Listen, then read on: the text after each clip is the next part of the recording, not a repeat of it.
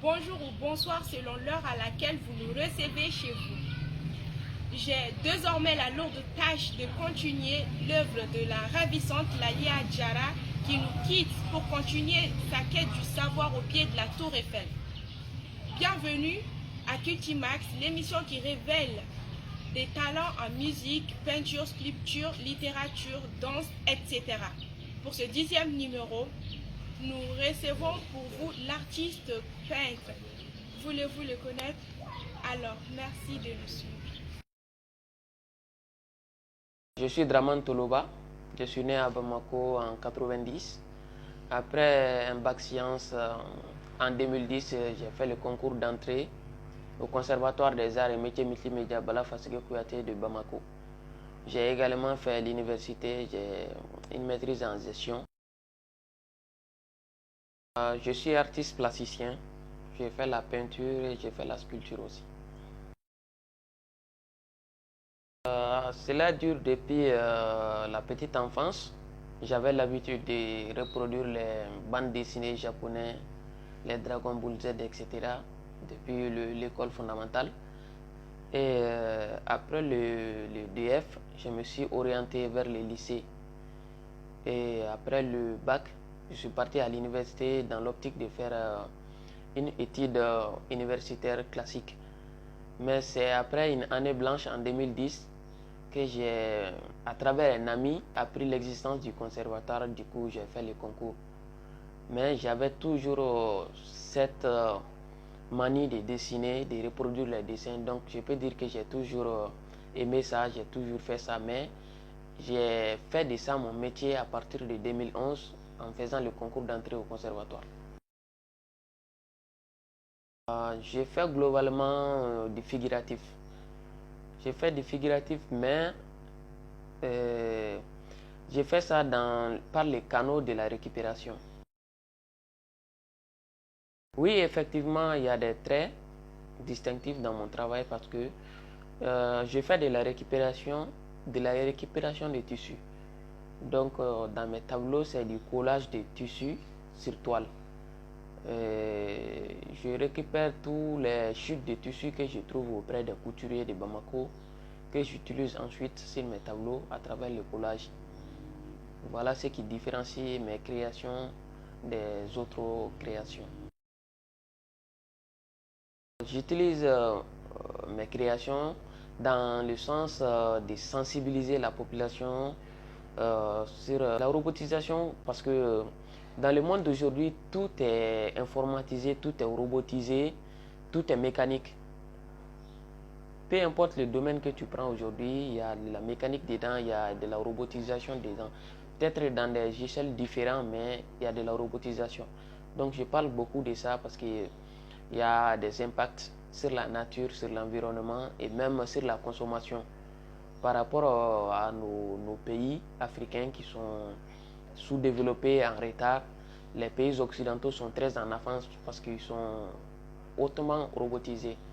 Et en plus de ça, je parle de la femme aussi.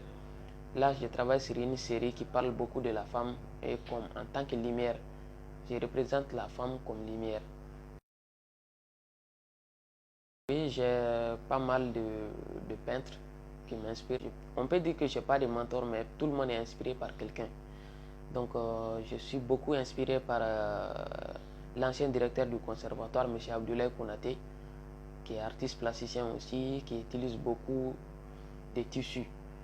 Généralement, lui, il n'utilise pas la peinture, il utilise le tissu aussi. Et comme je suis dans le tissu, il m'inspire beaucoup. J'aime beaucoup ses compositions. Et puis, il y a un peintre nigérian, Izoma Samuel, qui m'inspire beaucoup aussi parce que lui aussi, il utilise la tissu.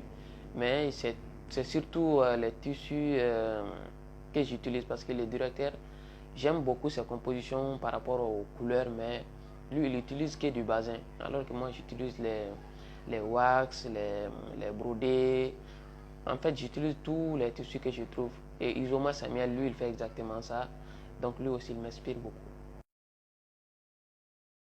Oui, il y a une grande différence parce que il y a des méthodes et puis des schémas qu'on appelle les schémas académiques, que celui qui est passé par l'école, une école d'art pour être peintre, utilise forcément, parce que tu seras formaté dans ces moules depuis ton entrée à l'école que tu dois respecter.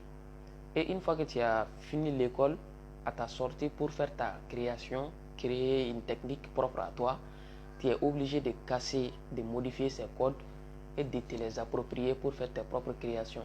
Mais malgré tout, il y aura des fragments qui vont rester. Donc toi, tu vas toujours calculer des petits détails pour faire tes créations. Alors qu'un autodidacte, je peux dire, est libre dans sa tête parce qu'il n'a pas été formaté pour respecter des principes, dire que le ciel doit être plus clair, le sol doit être plus foncé, la perspective c'est comme ça, les couleurs c'est comme ça, tu dois respecter des couleurs qui vont ensemble. Un autodidacte n'a pas à se soucier de tout ça. Donc généralement les autodidactes, ils sont plus créatifs. C'est pas une généralité, mais je vais dire par là qu'ils ne sont pas dans les carcans des classiques académiques que les élèves qui sont passés, les étudiants qui sont passés par les écoles d'art sont obligés de respecter. J'ai un regard de passionné d'abord parce que l'art plastique au Mali est très riche par rapport aux autres pays d'Afrique et même du monde. Étant membre d'un collectif, on reçoit pas mal de visiteurs et à chaque fois ils sont ébahis par la diversité de la création au Mali. Malheureusement, on n'a pas les mêmes opportunités, les mêmes fenêtres que les pays de la sous-région, mais par rapport à la création, la créativité est très diversifiée au Mali.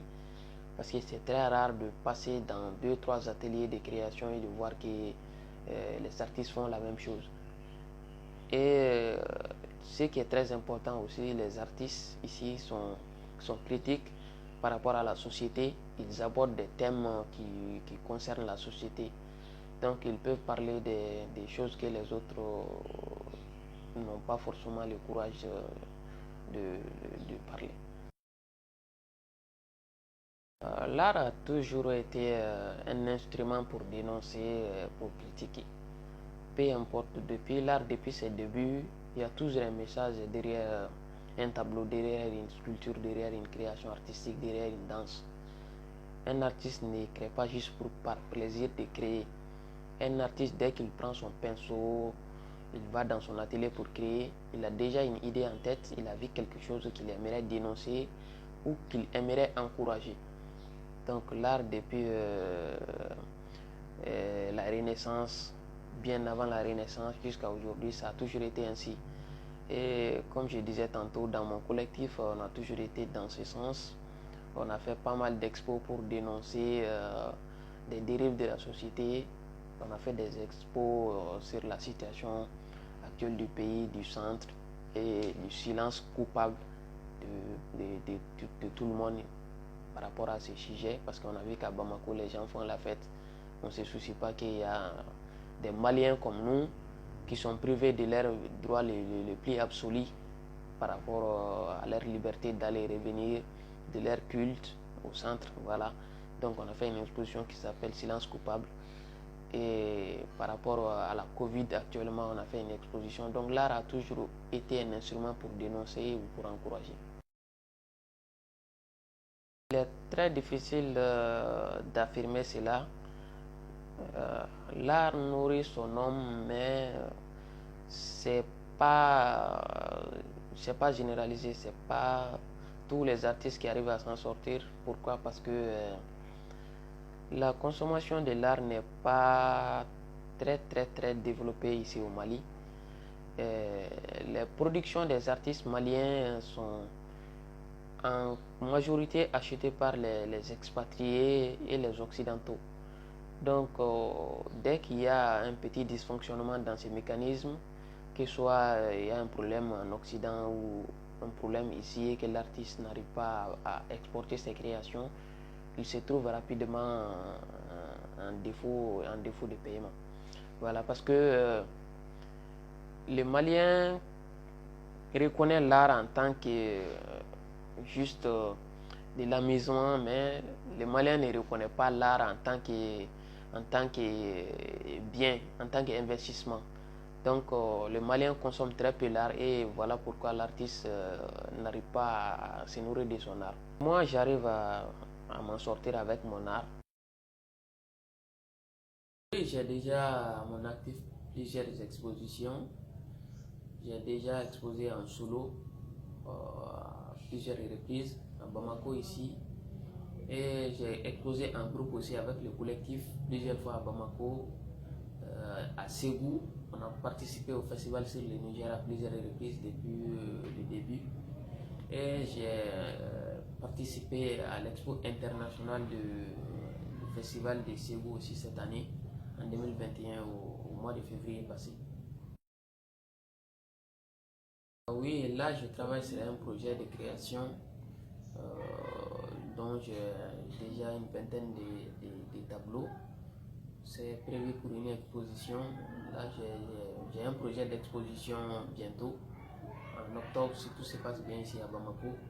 Et normalement, je dois exposer une deuxième fois avant la fin de l'année dans un autre espace. Et à long terme, j'ai un projet parce que j'ai une formation de plasticien.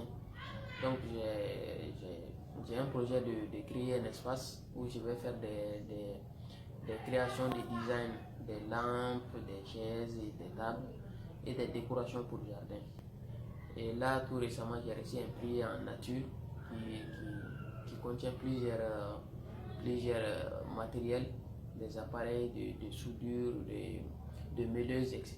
qui vont me permettre de relancer mon projet. Donc j'attends juste le bon moment et de trouver un espace. Voilà, parce que j'ai été lauréat dans un concours appelé Polyphonie pour la paix. Donc j'ai reçu ces présents par rapport à ça. La Covid, effectivement, ça menace l'équilibre mondial. Et comme je disais tantôt, l'artiste est un citoyen du monde. L'artiste s'expose partout dans le monde. Et avec l'avènement du Covid, ça a mis un frein à nos expositions, à nos voyages, parce que les frontières étaient fermées. Même là, les frontières ne sont pas physiquement fermées, mais il y a plus de difficultés pour voyager et pour exposer à l'extérieur.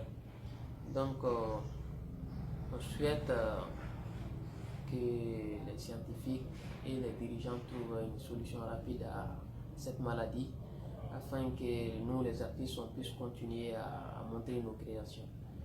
En tant qu'artiste, notre pierre à l'édifice a été d'exposer, de faire un atelier de création sur le thème Covid. Donc, c'était dans un espace appelé Agansi, qui appartient à une artiste aussi. Donc, on a fait une résidence de création d'une semaine sur le thème Covid Kuma. Et on a exposé à l'espace H Galerie à la CIDEMI. Donc on a parlé de chacun a essayé de s'exprimer un peu par rapport à la Covid, l'impact que ça a eu sur nous. C'est un message de paix et un message de consommation raisonnable des biens de consommation.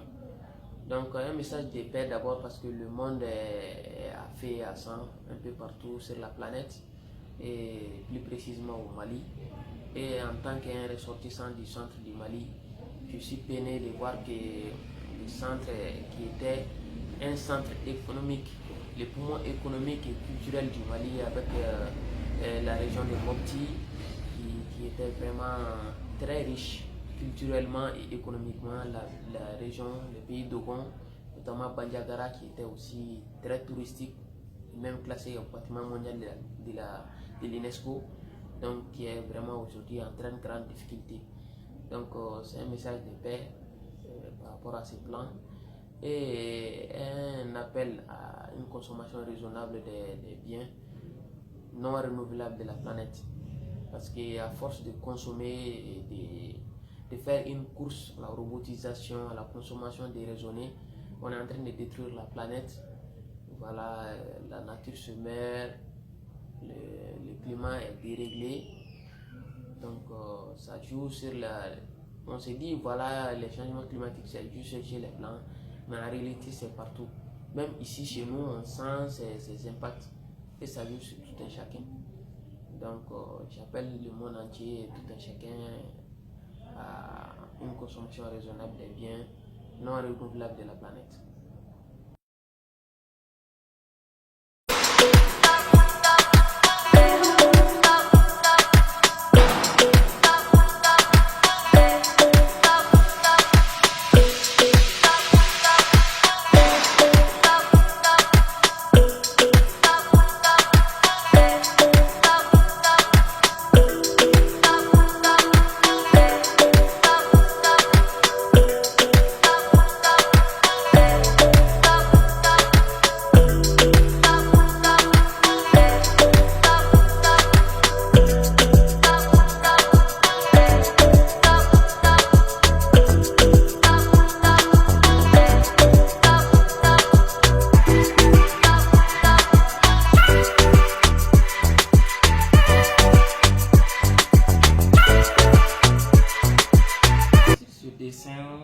J'ai essayé de condenser un peu ce que j'ai l'habitude de faire, mes créations, les thèmes que j'aborde très souvent.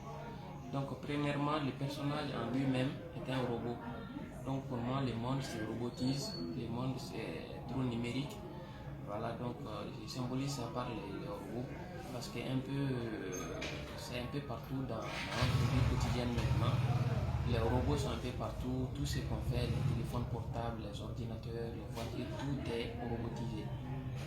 Ils nous enregistrent, ils nous écoutent, ils savent mieux que nous qui nous sommes. Ça c'est le personnage principal. Et je travaille aussi beaucoup sur la lumière.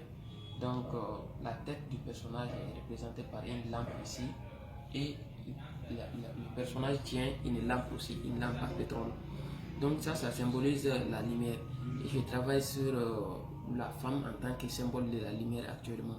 Donc je dis que la femme dans la société malienne est comme une lumière. Elle guide le pas de son mari, de ses enfants, de toute la société. Et maintenant la lampe torche que le personnage tient, ça c'est le côté voyeur de l'homme d'aujourd'hui.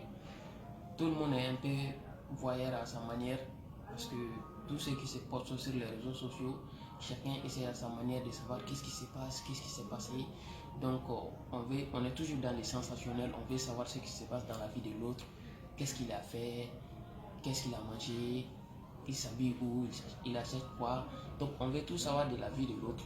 Donc ça c'est la lampe torche que le petit robot il tient en main. C'est comme s'il est en train d'espionner quelqu'un. Parce que les réseaux sociaux actuellement c'est un outil utilisé plus dans le sens de l'espionnage, du voyeurisme, de voir ce que l'autre fait que dans un sens positif. Voilà en gros ce que l'ensemble du dessin symbolise. En un mot, c'est les mots de la société actuelle. Mesdames, messieurs, merci de nous avoir suivis. Merci surtout à notre invité Draman Toloba. À très bientôt pour un autre numéro. Bye bye.